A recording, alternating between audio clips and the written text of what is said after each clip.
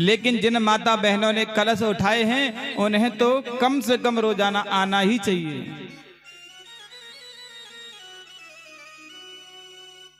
क्योंकि आपके पुण्य हैं जिनके कारण से भागवत कथा हो रही है।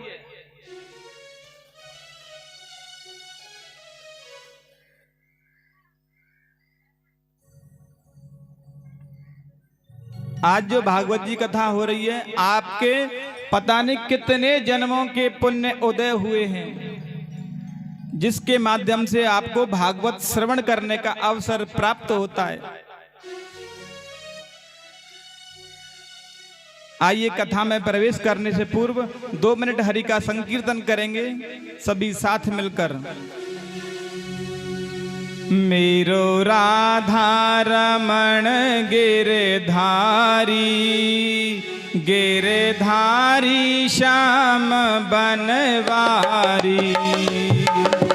राधा रमण गिरधारी, गिरधारी श्याम बनवारी।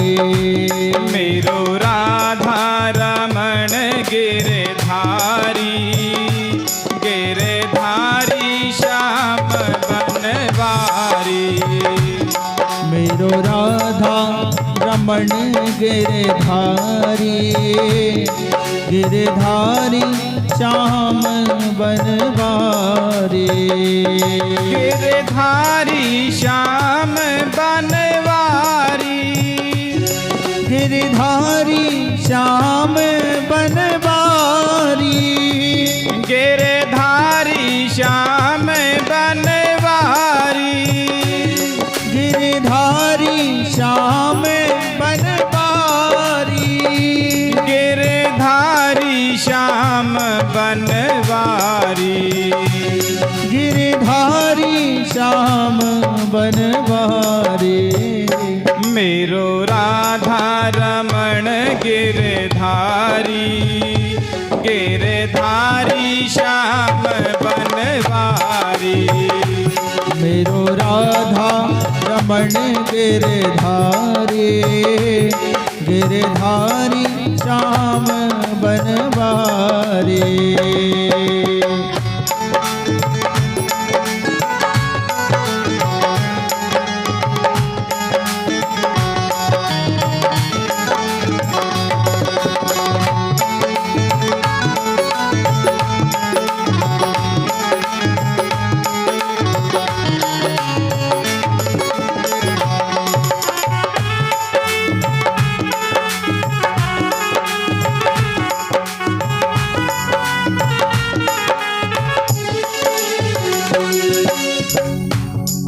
गोविंद मेरो है, गोपाल मेरो है।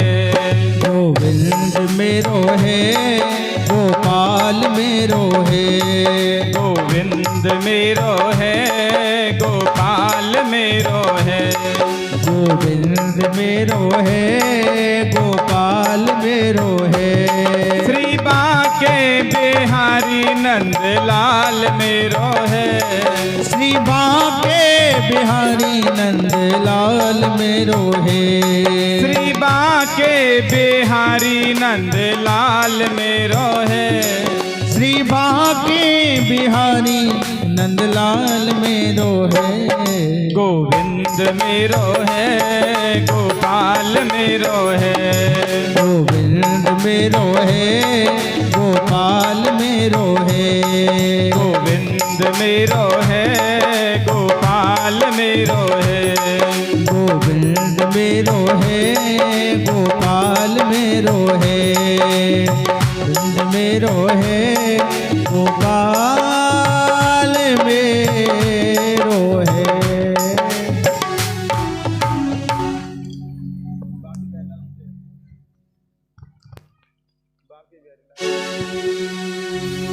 बोलिए बांके बिहारी लाल की जय हो। राधा रानी सरकार की जय हो। श्रीमद् भागवत महापुराण की जय हो। व्यास जी महाराज की जय हो। जय जय श्री राधे।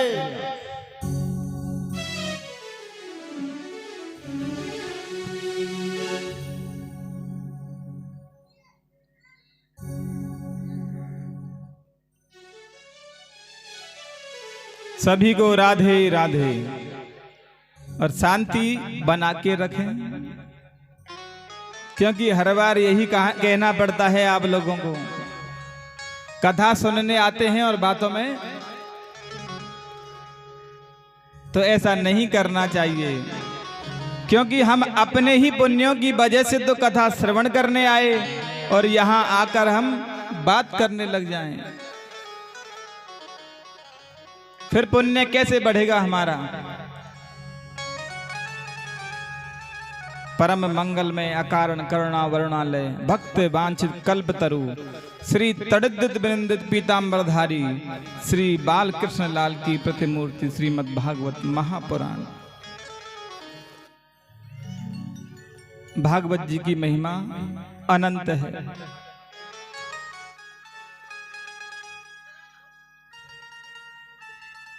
भाग्योदयेन बहुजन्म समर्जितेन सत्संगमं च लभते पुरुषो यदा वै अज्ञान हेतु कृत मोह मदांधकार नाशम विधाय ही तदोदयते विवेक।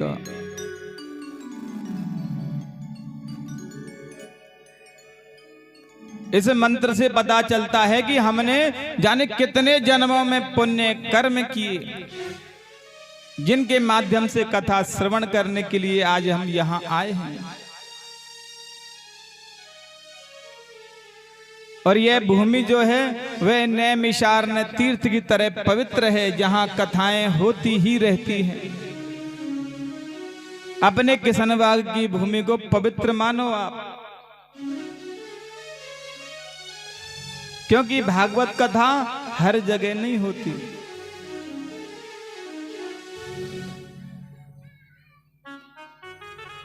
ये तो पुण्यों का उदय होने से भागवत कथा हो रही है।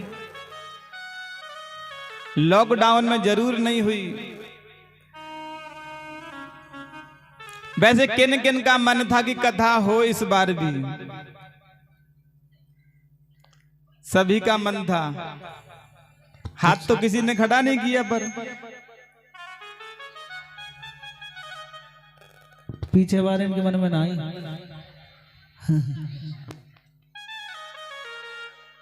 यहां कथा में जो आए हैं इन सबकी तो मन में ही रहती है, लेकिन जो नहीं आए वो आएंगे भी नहीं, उनके मन में भी नहीं है।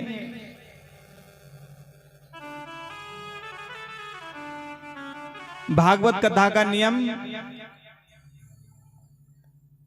शांत बैठ के सुनने का है। आप शोर करते हैं, अब आप अगर शोर करेंगे और कोई पड़ोस में शांत अवस्था में बैठ के कथा श्रवण कर रहा है तो वह कर भी नहीं सकता।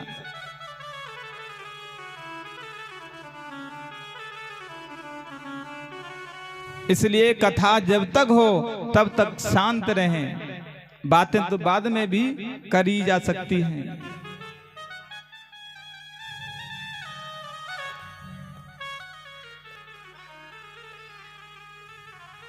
आज पहला दिन है, इसलिए भीड़ कम है। वैसे तो लगभग सभी को पता ही होगा यहां पर कथा हो रही है, लेकिन पता है पड़ोसी क्या सोचता है कि हमारे घर के पास में हो रही है, आवाज आ रही है, क्या करेंगे वहां जाके।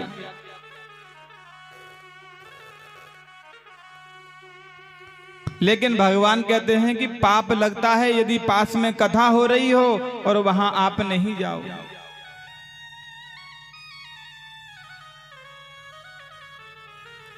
कथा जहां भी हो जाना चाहिए, और इसका जितनी भी बार पान किया जाए उतनी बार कम है। जब भी जहां भी आपको यह अवसर मिले भागवत कथा श्रवण का, जरूर जाएं। मुहु रहो रसिका। जो इसके रसिक जन हैं वह तो कहीं भी भागवत कथा हो वहीं जाते हैं। जिनका मन भगवान में लगा हुआ है वे भगवान की कोई भी कथा नहीं छोड़ते। जैसे कुछ लोग होते हैं भगवान लड्डू गोपाल की सेवा करते हैं। यहाँ कौन कौन सेवा करते हैं लड्डू गोपाल की?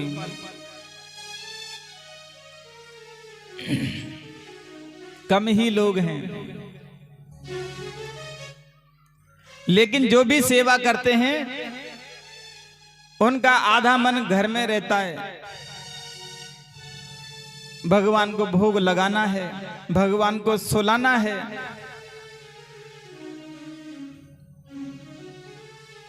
जो भगवान की सेवा करते हैं चाहे कहीं भी जाएं, लेकिन उनके मन में हमेशा भगवान की याद बनी रहती है और आते ही सबसे पहले मंदिर में जाते हैं।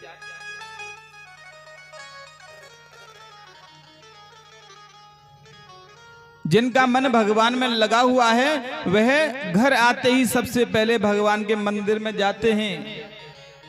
और नियम भी है कि हम जब भी घर से बाहर जाएं भगवान को बोल के जाएं, और जब भी प्रवेश करें तो सबसे पहले भगवान के पास में आएं। भगवान को बोल करके जाना चाहिए कि भगवान मैं आपके इस कार्य को पूरा करने के लिए जा रहा हूं। भगवान का आशीर्वाद मिलता है।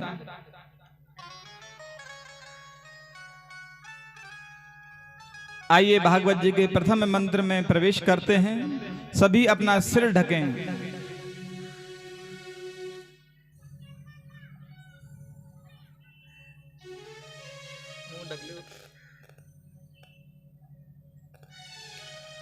ओम सच्चिदानंद रूपाय विश्वोत्पत्त्यादि हेतवे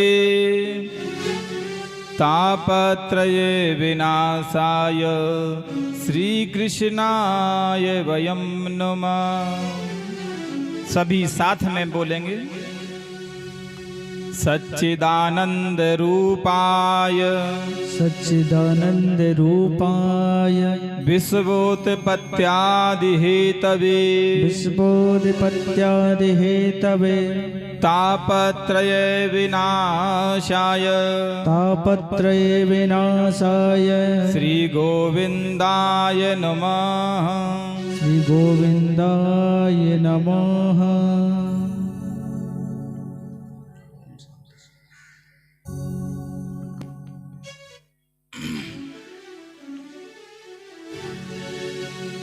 टोपा ढक लिया है ना?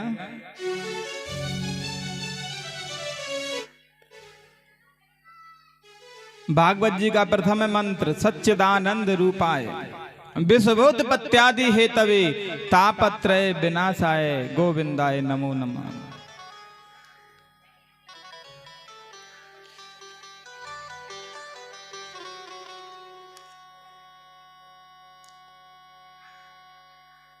सच्चिदानंद शब्द तीन शब्दों से मिलके बना, सत्य, चित और आनंद।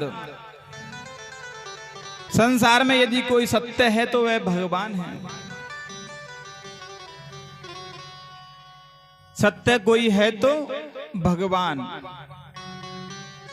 क्योंकि यह सृष्टि के बनने से पहले थे, आज भी हैं और अंत में भी केवल यही शेष रहेंगे।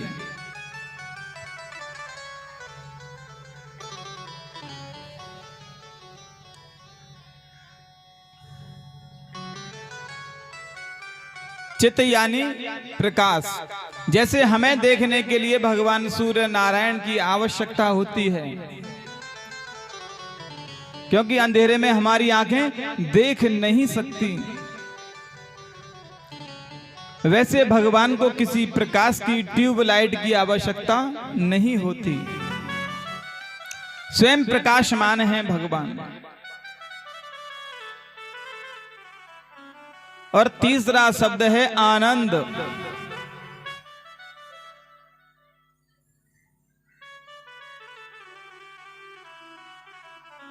देखिए संसार में जितने भी शब्द हैं सबके विलोम हैं, सबका उल्टा शब्द जरूर है। जैसे सुख का दुख होता है, रात का दिन होता है, अंदर का बाहर होता है, वैसे आनंद का कोई भी विपरीत शब्द नहीं है। और हो तो कोई बताओ, है कोई आनंद का विपरीत शब्द?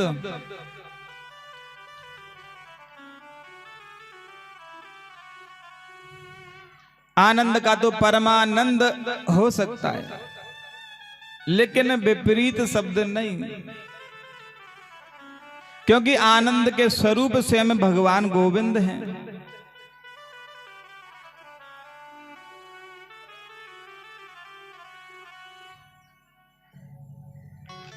जैसे हम भजन गाते हैं, नंद के आनंद भय,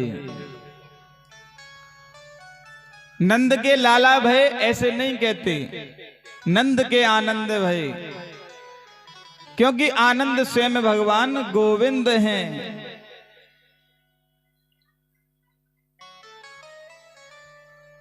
सतचित और आनंद के स्वरूप भगवान गोविंद हैं।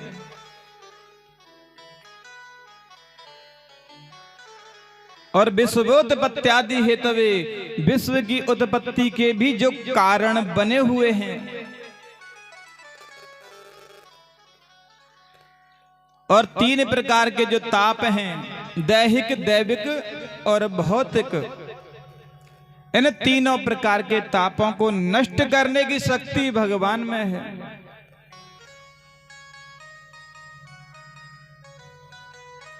भगवान श्री राम जी के समय में ये तीनों प्रकार के ताप किसी को लगते ही नहीं थे। दैहिक, दैविक, भौतिक तापा, दैहिक, दैविक, भौतिक तापा, दैहिक, दैविक, भौतिक तापा, दैहिक, दैविक, भौतिक तापा, राम राज्य का हो नहीं व्यापा, राम राज्य का हो नहीं व्यापा, ओ राम राज्य का हो नहीं व्यापा। ये तीनों प्रकार के जो ताप हैं, वह भगवान श्री राम जी के समय में किसी भी व्यक्ति को नहीं लगते थे। किसी को भी शारीरिक कष्ट था ही नहीं। बीमारी क्या होती है कोई जानता ही नहीं। और आंधी, तूफान, सूखा, अकाल, ये भी उस समय में नहीं आते थे।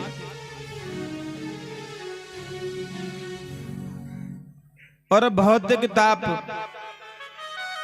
जिन्हें मनुष्य स्वयं बनाता है, जैसे गाड़ी घोड़ा चलाते समय दुर्घटना हो जाए, ये भी उस समय नहीं होती थी।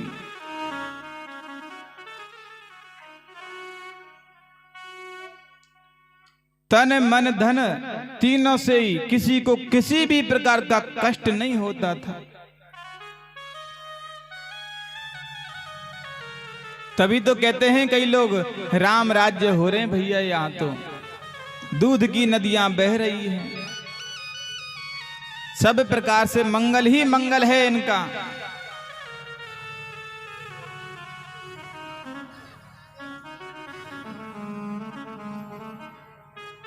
लेकिन आज के समय में जरूर कष्ट होता है। कोई तन दुखी, कोई मन दुखी, कोई धन बिन रहते उदास, और थोड़े थोड़े सब दुखी और सुखी राम के दास। जो भगवान के भक्त हैं केवल वही सुखी हैं इस समय, क्योंकि शारीरिक कष्ट हर किसी को है।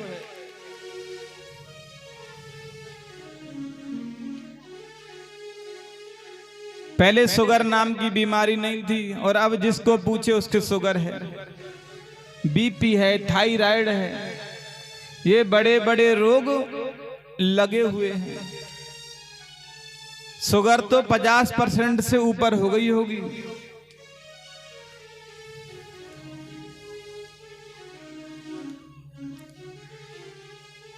और कोई मन से दुखी है। मन से बोले तो कोई किसी का बेटा बात नहीं मानता, किसी की बहू बात नहीं मानती, किसी के नौकर बात नहीं मानते।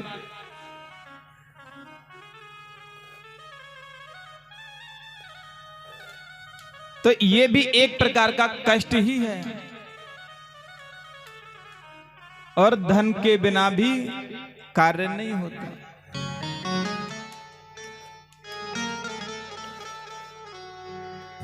धन के बिना भी दुखी हैं, क्योंकि नीति का श्लोक कहता है धनात् धर्मम ततः सुखम। बिना धन के धर्म नहीं हो सकता। धन हो तो धर्म हो जाए, और धर्म जब बढ़ेगा तो सुख जरूर मिलेगा।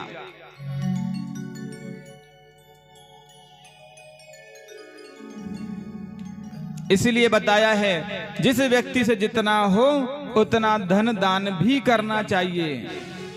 अधिक धन होगा बुद्धि विकृत होगी, क्योंकि धन किसी के पास में रुकता नहीं है।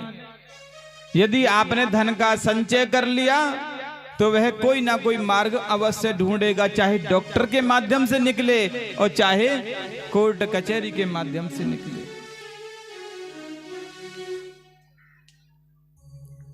और जिन लोगों पे नहीं है वे बिना धन के भी दुखी हैं। तो सुखी कौन है संसार में? कबीरा सब जग निर्धना, धनवंता नहीं कोई, धनवंता सो ही जानिए, जाको राम नाम धन हो। कबीरदास जी कहते हैं धन केवल एक ही है। कौन सा? राम नाम रूपी जो धन है वही साथ जाने वाला है।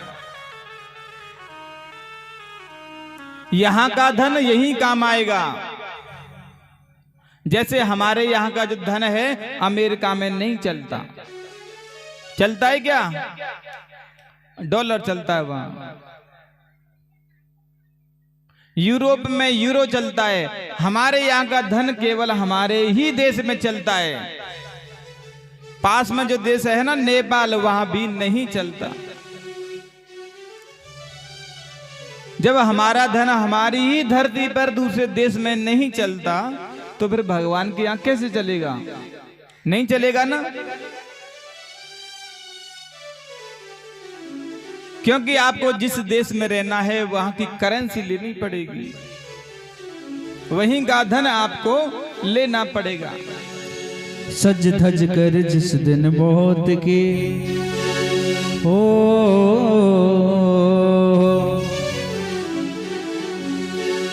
सज धज कर जिस दिन मौत की सहजादी आएगी, सहजादी आएगी। ना सोना काम आएगा ना चांदी आएगी, ना सोना काम आएगा ना चांदी आएगी। सज धज कर जिस दिन मौत की, सज धज जिस दिन मौत की सहजादी आएगी, सहजादी आएगी। ना सोना काम आएगा ना चांदी आएगी, ना सोना काम आएगा ना चांदी आएगी।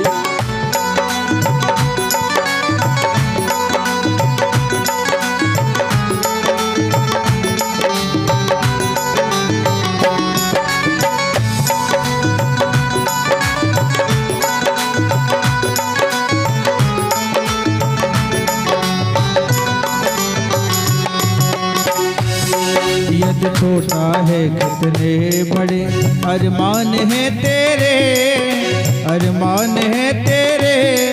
माटी का तू सोने के सब सामान है तेरे। छोटा है कितने बड़े अरमान है तेरे, अरमान है तेरे। माटी का तू सोने के सब सामान है तेरे। माटी के काया माटी में, ओ में एक दिन मिल जाएगी, एक दिन मिल जाएगी। ना सोना काम आएगा ना चांदी आएगी, ना सोना काम आएगा ना चांदी आएगी।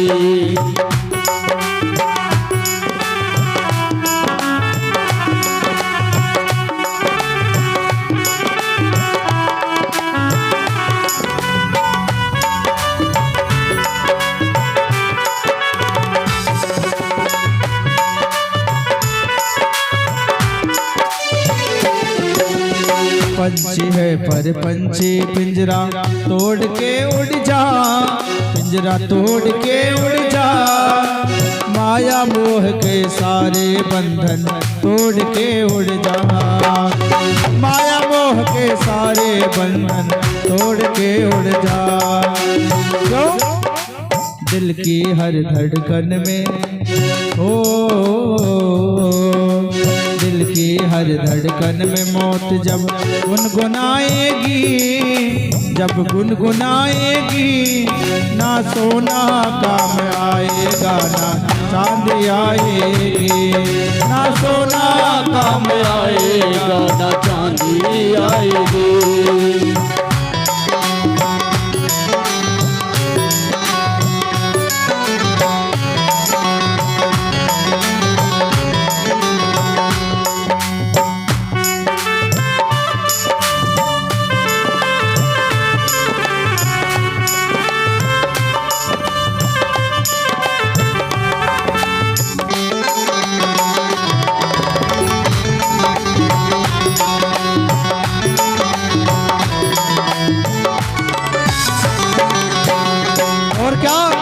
अच्छे किए कर्म जो तूने पाया मानुष तन, पाया मानुष तन।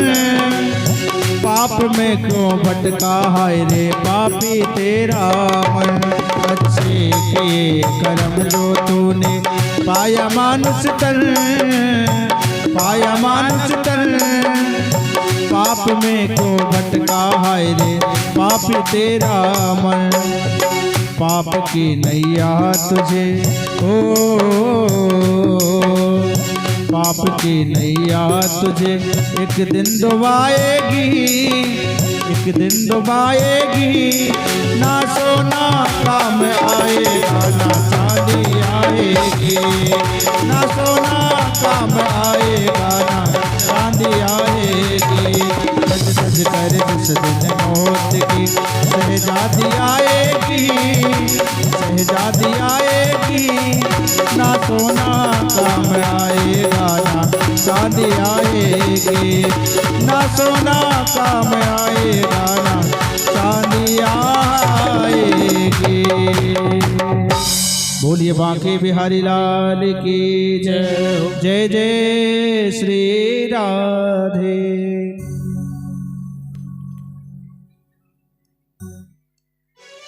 तो काम क्या आने वाला है?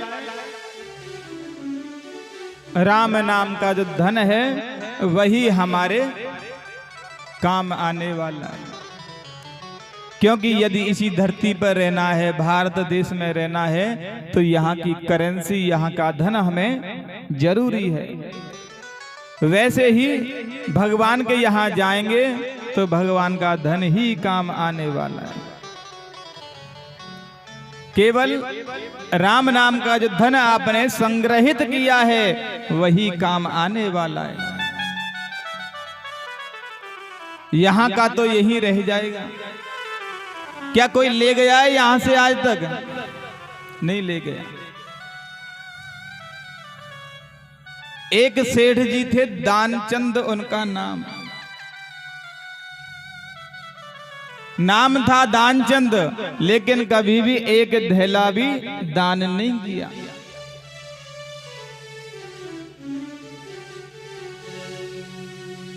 एक दिन उनकी पत्नी कहने लगी, अजी आपने कभी कोई रुपया पैसा दान नहीं किया है। कम से कम पास में गंगा जी बहती है, वहां जाकर के आप स्नान तो कराओ। क्या पता भगवान आप पर कृपा कर दें। अब दानचंद ने सोचा कि पत्नी ने कहा है चलो एक बार तो मैं जा ही आता हूं। तो उनके यहां से 12 किलोमीटर दूर गंगा जी बहती थी।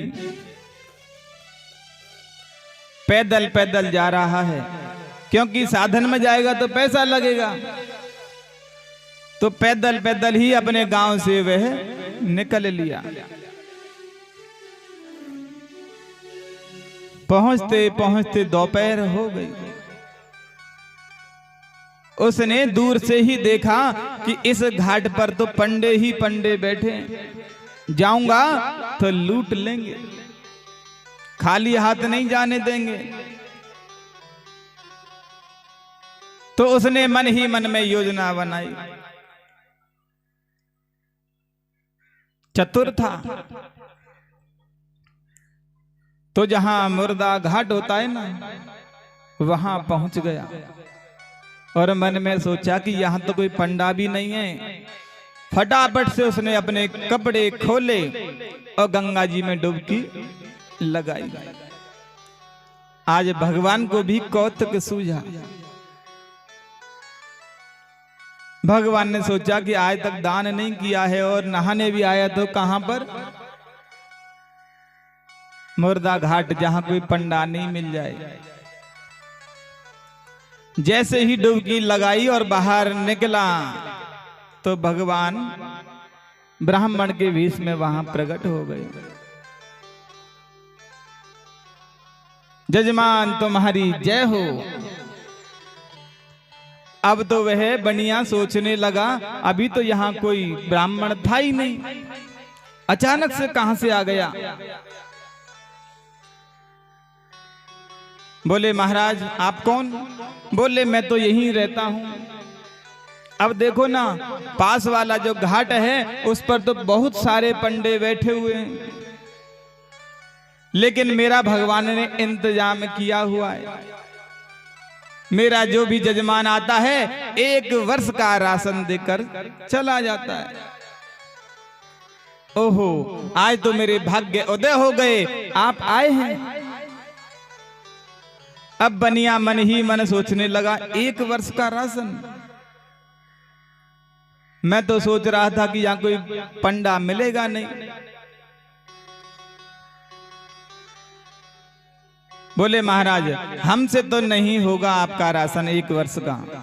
बोले कोई बात नहीं यजमान, अब ऐसा तो है नहीं कि हम जितना मांगे उतना आप दोगे, ये तो श्रद्धा का विषय है। मन करे जितना दान करो। 1 वर्ष का नहीं दे सकते, 6 महीने का दो, 6 महीने का नहीं दे सकते, 1 महीने का दो, लेकिन यजमान देना तो पड़ेगा ना, नहीं तो हम आपको बाहर नहीं निकलने देंगे। अब सेठ जी असमंजस में पड़ गई, क्या करें। सेठ जी ने योजना बनाई, कहने लगे हे ब्राह्मण देव, मैं आपको राशन तो नहीं दे सकता, लेकिन आपको दूंगा जरूर। बोले ठीक है, बताओ क्या देना चाहते हो। बोले महाराज अभी तो मैं पैसा लेके आया नहीं, मैं आपको 1 धेला दूंगा और वो भी उधार, क्योंकि योजना अच्छी थी। 1 धेले के लिए ब्राह्मण इतनी दूर तो आने वाला है नहीं। ठीक है यजमान। दानचंद ने कपड़े पहने और वहां से अपने गांव की ओर चल दिया। गांव पहुंचते पहुंचते शाम हो गई। थका हारा था जो जाकर के लेट गया, और भगवान तो अंतर्यामी थे। गए, दरवाजा खटखटाया, पत्नी बाहर आई। पत्नी पूछने लगी आप कौन हैं ब्राह्मण देव, कहां से आए हैं। बोले हमें सेठ जी से काम है, वे उधार करके आए थे, उनसे पैसे लेने आए हैं। सेठानी ने जाके सेठ जी से कहा कि सेठ जी कोई पंडा आए हैं और आप उधार करके आए हो। सेठ जी सोचने लगे, एक पैसे के लिए ब्राह्मण यहां आ गया। एक काम कर, ऐसे कह दे, थके हारे आए थे जो बीमार हो गए हैं, शायद चला जाए। पत्नी बाहर आई, कहने लगी, हे महाराज, उनकी तबीयत थोड़ी बिगड़ गई, स्वास्थ्य नरम हो गया, जो आराम कर रहे हैं। अरे राम राम राम, यजमान की तबीयत खराब हो गई। कोई बात नहीं, जब तक हमारे यजमान स्वस्थ नहीं हो जाएंगे हम तब तक यहां से नहीं जाएंगे। देवी, हमारे भोजन का प्रबंध आप कर दो। सेठानी मन ही मन सोचने लगी, एक पैसा सेठ जी दे नहीं रहे और ये पंडित जी यहां पर जमने वाले हैं। अंदर जाके सूचना दी कि ब्राह्मण तो ऐसे ऐसे बोल रहा है कि जब तक सेठ जी स्वस्थ नहीं होंगे हम कैसे जा सकते हैं। तो सेठ जी ने कहा, ऐसे कह दे, वह तो चल बसे, मर गए। बाहर आई, क्योंकि सेठ जी को योग क्रिया आती थी, उन्होंने श्वास को बंद कर लिया। श्वास को बंद करके बिस्तर पर पड़े हुए हैं सेठ जी।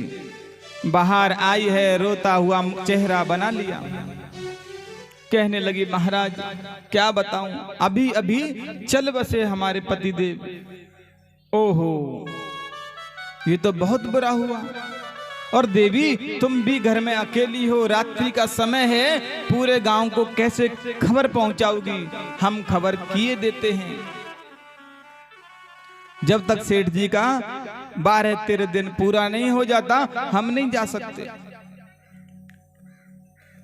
भगवान ने तो अनेक रूप धारण किए और पूरे नगर में खबर पहुंचा दी कि सेठ जी खत्म हो गए हैं।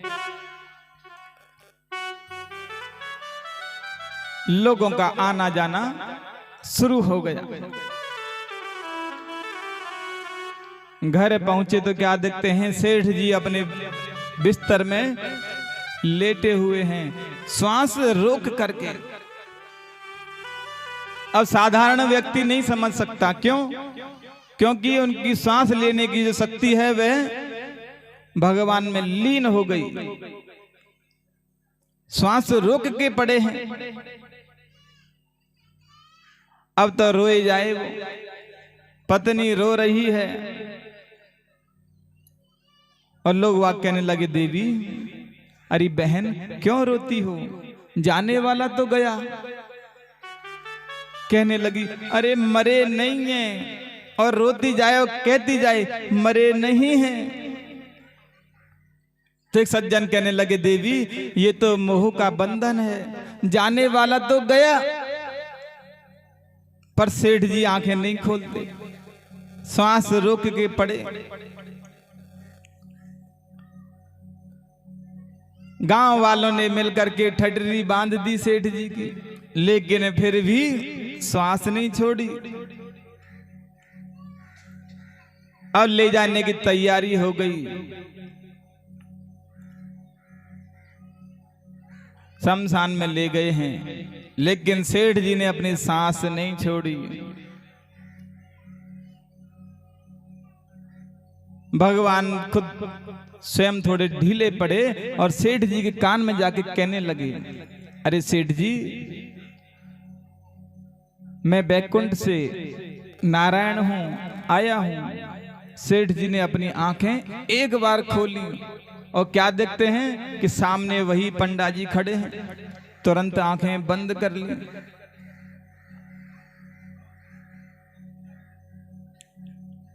तुरंत अपनी आंखें बंद कर ली, क्योंकि अगर लोगों को पता चल गया तो एक धेला देना पड़ेगा।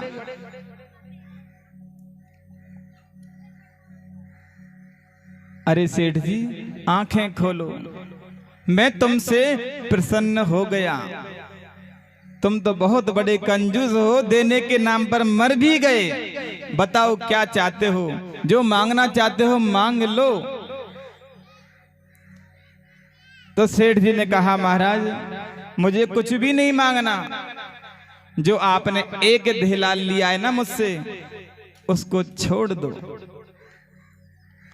बोले धन्य हो सेठ जी, एक धेले के लिए तुम मर गए, मैं तुझे छोड़ देता हूं। तो कहने का भाव, नाम तो दान चंद, लेकिन एक पैसा दान नहीं करता, क्योंकि दान कर दे तो खजाना कम हो जाएगा।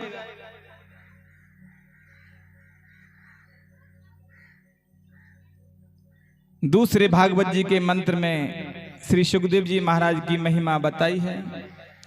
यम प्रव्रजन्तमनुपेतमपेत कृत्यम द्वैपायनो विरह कातरया जुहाव पुत्रेति तन्मे दया तरवोभिनेदो तम सर्वभूत हृदयम मुनिमानतोस्मि।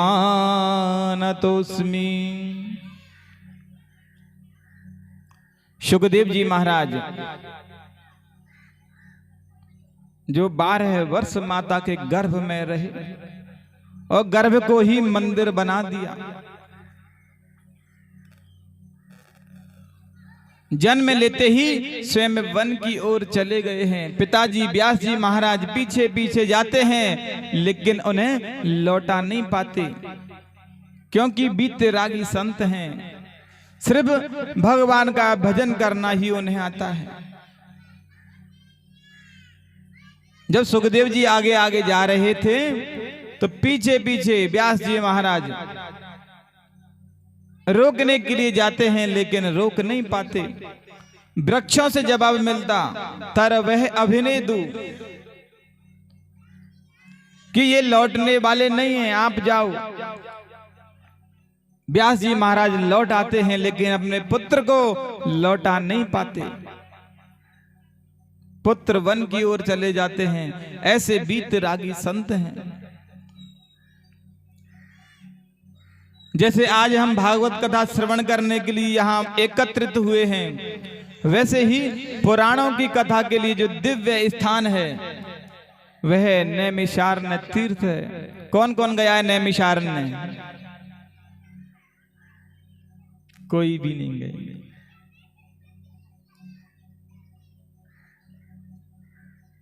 नैमिषारण्य तीर्थ ऐसी पावन भूमि जहां पर 88,000 ऋषिगण हैं और सबके सब गृहस्थी हैं। और काम क्या है उनके पास में? दिन भर हरि चर्चा करना, अपने नित्य कर्म से निवृत्त होते और भगवान की कथाएं श्रवण करने के लिए बैठ जाते।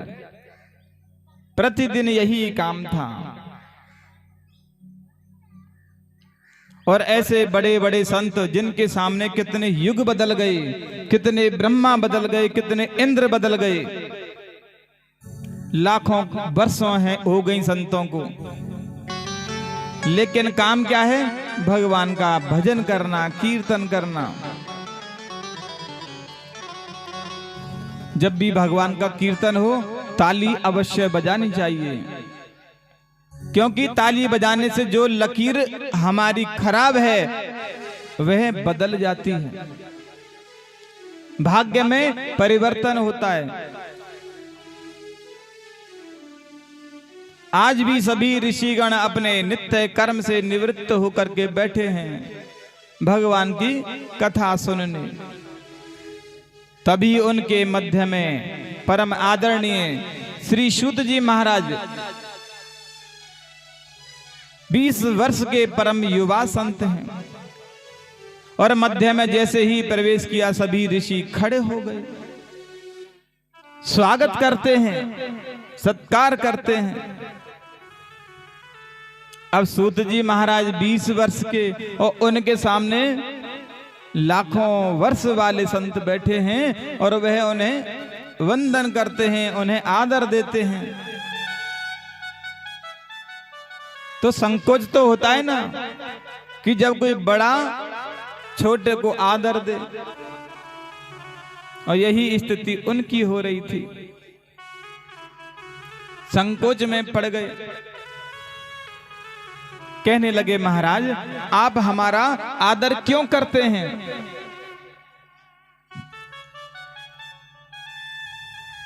तो ऋषि कहने लगे धन वृद्धा बल वृद्धा आयु वृद्धा तथैव च ते सर्वेपि ज्ञान वृद्धाश्च किंकरा शिष्य किंकरा। कि कोई धन में बड़ा होता है, कोई बल में बड़ा होता है और कोई आयु में भी बड़ा हो सकता, लेकिन सबसे बड़ा कौन है? जो ज्ञान में बड़ा है। जिसके पास में ज्ञान है वही सबसे बड़ा है। और महाराज आप तो हमारे हृदय में जो अज्ञान रूपी जो अंधकार है उसे मिटाने में करोड़ों सूर्यों के समान हैं। हे प्रभु आप हमें ऐसी कोई कथा श्रवण कराएं जिसके माध्यम से हमें भगवान की शरणागति प्राप्त हो। क्योंकि काल ब्याल मुखग्रास त्रास निर्णास हेतवे, काल रूपी जो अजगर है उसके हम सभी आप लोग ग्रास बने हुए हैं। और वह अजगर अपना मुख कब बंद करेगा नहीं पता, कब वह अपना मुख बंद करेगा हमें नहीं पता है। अभी हम कथा कह रहे हैं, अब 1 मिनट बाद कथा कह पाए नहीं कह पाए क्या पता, क्योंकि आजकल बीमारी भी अटैक वाली और चल रही है ना।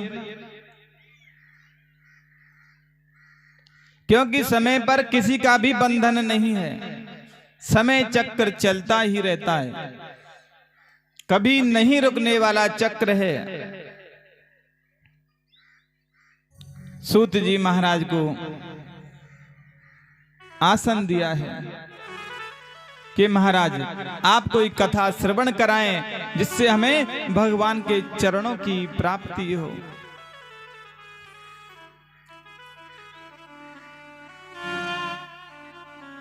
सूत जी महाराज 20 वर्ष के हैं और सभी उनका आदर करते क्यों?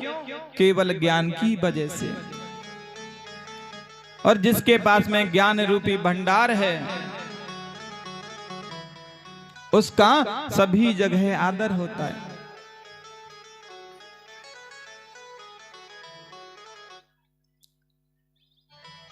यहां का धन यहीं रह जाएगा, लेकिन ज्ञान रूपी जो धन है वह सभी जगह काम आने वाला है। चाहे हम किसी भी देश में चले जाएं, यदि हमने पढ़ाई की हुई है तो हम किसी भी देश में जाके रह सकते हैं, बात कर सकते हैं। तो साधन भी क्या मांगा? कृष्ण प्राप्ति कर्म साधनम तद वदाधुना, कि भगवान के चरणों की प्राप्ति हो।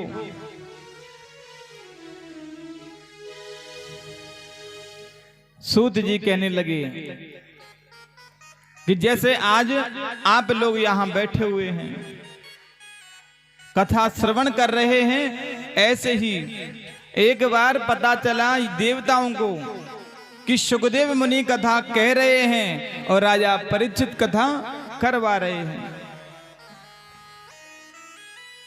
तो देवताओं के पास में गए, कहने लगे महाराज हम अपने स्वर्ग से यह अमृत कलश लेके आए हैं, आप इस अमृत का पान राजा परीक्षित को करवा दो, इसकी मृत्यु नहीं होगी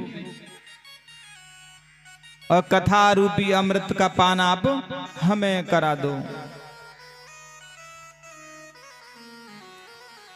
एवं विनिमय जाति सुधाराज्ञा प्रपीयताम कृपास्यामो वयम सर्वे श्रीमद भागवतामृतम, कि भागवत रूपी अमृत का पान आप हमें करवाइए महाराज। सुखदेव मुनि ने अभक्त समझा,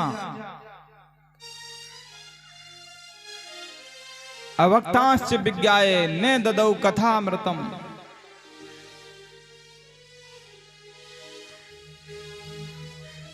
देवताओं को अभक्त समझा, उन्हें भागवत कथा का पान नहीं करवाया। अब देवता लोग दौड़े दौड़े ब्रह्मा जी के पास में गए, बोले महाराज सुखदेव मुनि ने हमें भागवत कथा श्रवण नहीं कराई, हम अमृत कलश लेके गए थे कि राजा की जान बच जाएगी। तो उन्होंने कहा कि एक कांच की मणि, कांच का टुकड़ा कोई मणि की हीरे की बराबरी कर सकता है क्या? बोले नहीं कर सकता। क्वे कांच है क्वे मणिर महान, कहां तो यह मणि और कहां अमृत कांच का टुकड़ा, वह दोनों बराबरी कैसे कर सकते हैं?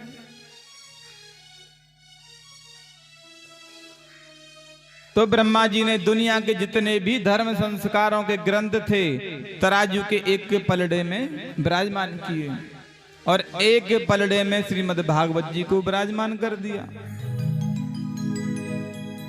अब जो भारी होगा वह नीचे रह जाएगा। भागवत जी का पलड़ा नीचे हो गया। तो ब्रह्मा जी ने कहा यह भागवत कोई पोथी नहीं, कोई किताब नहीं है, यह साक्षात भगवान गोविंद हैं। श्रीमद् भागवताख्यो यम प्रत्यक्ष कृष्ण एव ही, यह साक्षात गोविंद हैं। तुम इसे किताब मत मानो।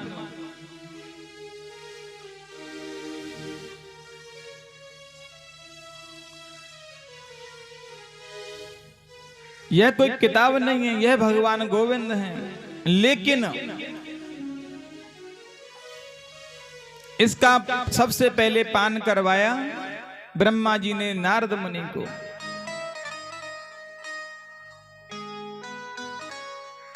और 7 दिन की जो सप्ताह की जो विधि है वह नारद जी ने भी सनत कुमारों से सीखी थी।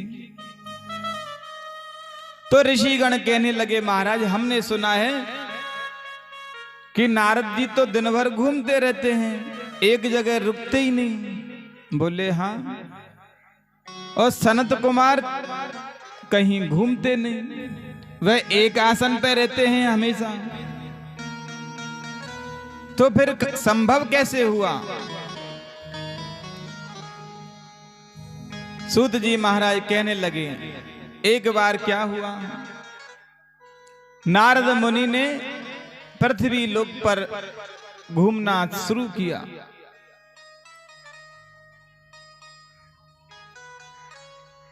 पृथ्वी लोक पर आए और यहां पर घूमते हैं।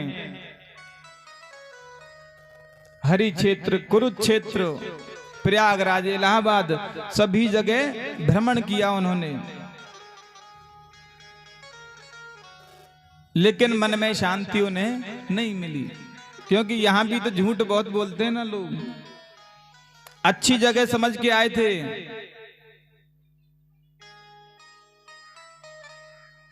अहम तु पृथ्वी यातो ज्ञात्वा सर्वोत्तमामिति पुष्करम च प्रयागम च काशीम गोदा वरीम तथा। लेकिन मन में शांति नहीं मिली। श्रीधाम वृंदावन पहुंचे और वहां जब पहुंचे तो क्या देखते हैं, एक किशोरी युवती, उसके पास में 2 वृद्ध पुरुष लेटे हुए हैं।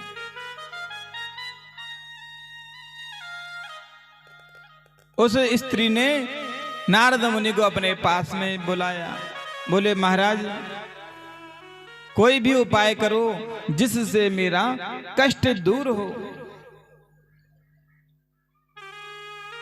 कहने लगी महाराज ये जो वृद्ध पुरुष मेरे पास में लेटे हुए हैं यह मेरे पुत्र हैं, और समय के प्रभाव से दोनों बूढ़े हो गए और मैं जवान हो गई। मेरे पुत्रों का नाम ज्ञान और वैराग्य है।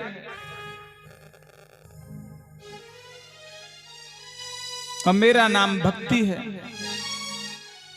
तो नारद मुनि ने उनके कष्ट को दूर करने के लिए अनेक प्रकार के प्रयत्न किए। वेद, वेदांत, यज्ञ, हवन, अनुष्ठान सब कर लिया, लेकिन कष्ट दूर नहीं हुआ। आकाशवाणी हुई कि सत्कर्म करो। अब नारद जी सत्कर्म ढूंढने जाते हैं। नारद जी तीव्र गति से बद्रीनाथ धाम की ओर से गुजर रहे थे। तो बद्रीनाथ धाम में सनत कुमार चारों भाई आश्रम में बैठे हुए थे। उन्होंने तीव्र गति से जाते हुए नारद जी को देखा। पूछने लगे, कथम ब्रह्मन दीन, हे ब्राह्मण देव कहां जा रहे हो? इतनी तीव्र गति में आप कहां जा रहे हो? क्या कष्ट है आपको?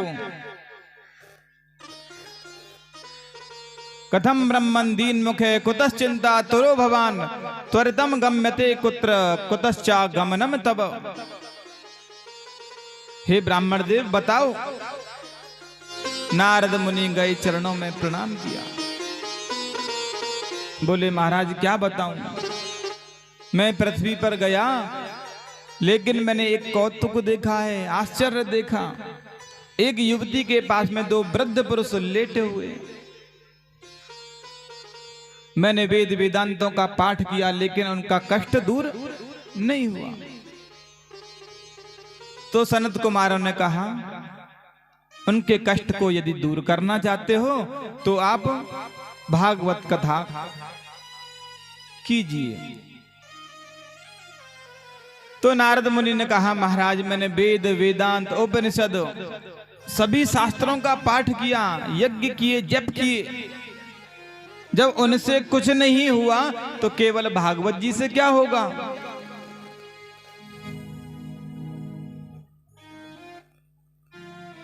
सनत कुमारों ने कहा, यह भागवत जी निगम रूपी जो वेद वृक्ष है उसका पका हुआ फल है।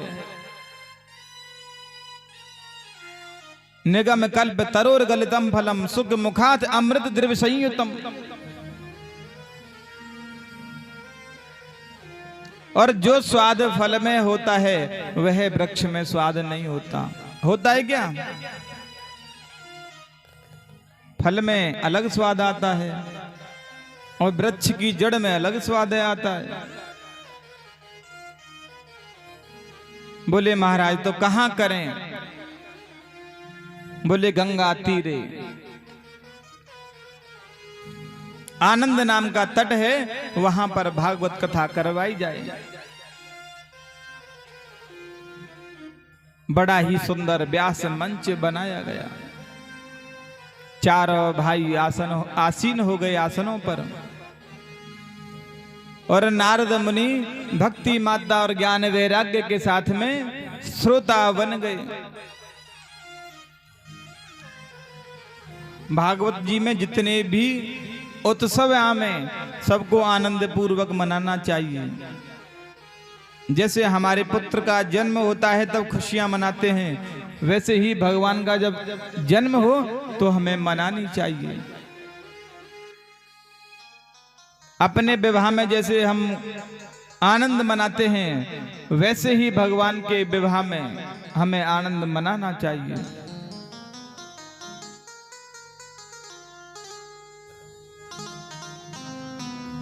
इसके नियम हैं। सनत कुमारों ने कथा प्रारंभ की और नारद मुनि मुख्य श्रोता बन गए हैं। वैसे कोई जब अनुष्ठान पूजा पाठ कराएं तो पत्नी के साथ में बैठ के करना चाहिए, अकेले नहीं। लेकिन नारद मुनि तो वैरागी हैं, संत हैं। जो अकेले हैं वे अकेले करवा सकते हैं, लेकिन जिनका विवाह संस्कार हो गया है उन्हें अपनी पत्नी के साथ में बैठ के भगवान की पूजा करनी चाहिए।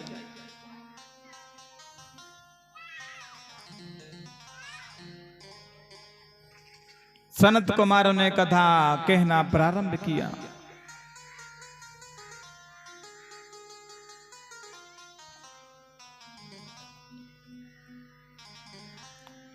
अब लोगों को पता चला, संतों को पता चला कि सनत कुमार जी कथा कह रहे हैं और नारद जी महाराज स्वयं मुख्य श्रोता बने हुए हैं।